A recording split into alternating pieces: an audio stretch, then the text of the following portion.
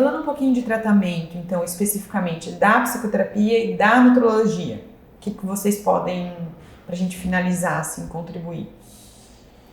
Então, é que a gente falou além uma de coisa, que a gente falou, né? Um não vive sem o outro. A gente não consegue tratar um transtorno alimentar se você não fizer psicoterapia. E com a psicoterapia, melhora do paciente, você precisa do acompanhamento nutricional. Porque é isso, quando o paciente começa a melhorar, que ela começa a entender, ela começa a ter uma relação melhor com a alimentação, ela vai começar a aceitar o alimento. E tudo isso você tem que trabalhar. Por exemplo, tanto a bulêmica como a anorética, a gente vê às vezes que ela não aceita coisa nova, ela tem um padrão alimentar. Então você tem que ir aos poucos trabalhando com essa paciente esse padrão alimentar. Você fala assim, vamos tentar isso, vamos tentar aquilo.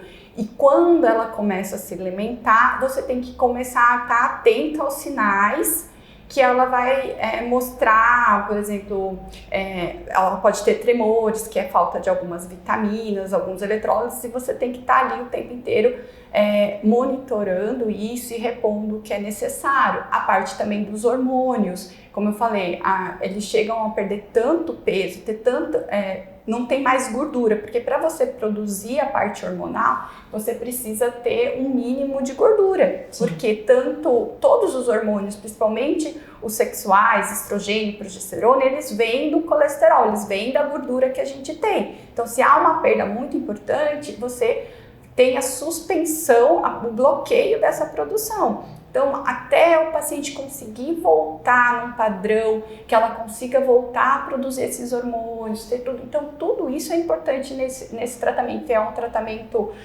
longo, passo a passo. Às vezes você vai dar um passo para trás, às vezes você precisa dar um passo para frente, às vezes um passo para trás. Por isso que quando a gente identifica isso e procura ajuda, é ter muita paciência, muita calma, porque é um processo longo, né, André? Com certeza.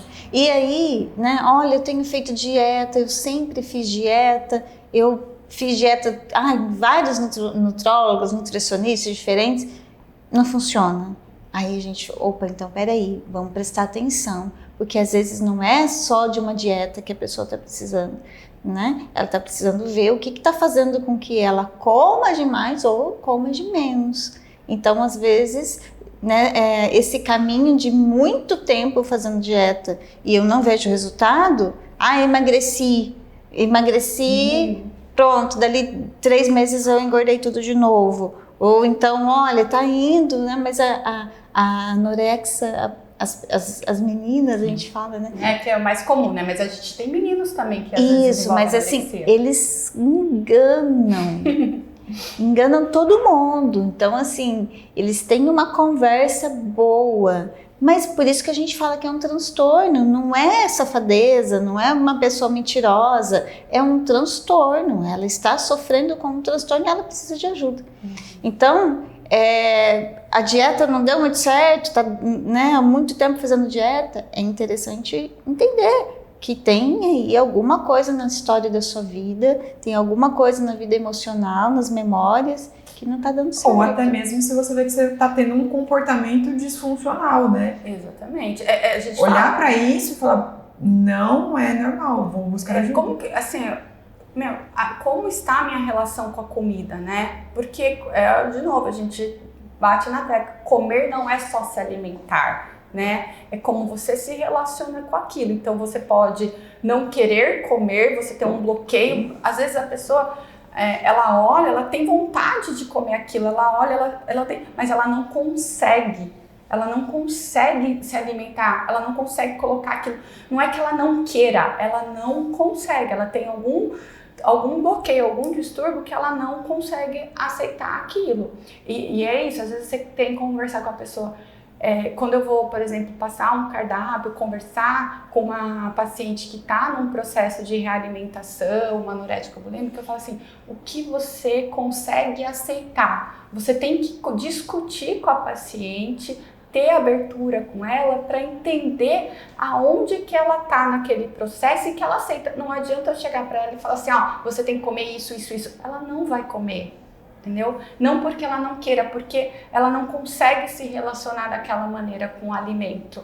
Então você tem que estar o tempo inteiro conversando e discutindo com a paciente. Ela tem que fazer parte do tratamento. Ela tem que aceitar, ela e a família também. A família tem que olhar para aquilo e entender que o adolescente ou o paciente que está passando por aquilo, ele não está passando por aquilo porque ele quer, porque ele não consegue, e a família tem que entender isso, porque às vezes o pai fala assim, mas tá comida e ele não quer comer. Frescura. É frescura. Não é frescura. Ela realmente não consegue se alimentar, entendeu? Ela não consegue experimentar um alimento novo. Aquilo para ela é como se fosse uma agressão. Então você tem que conversar, você tem que entender, você tem que escutar.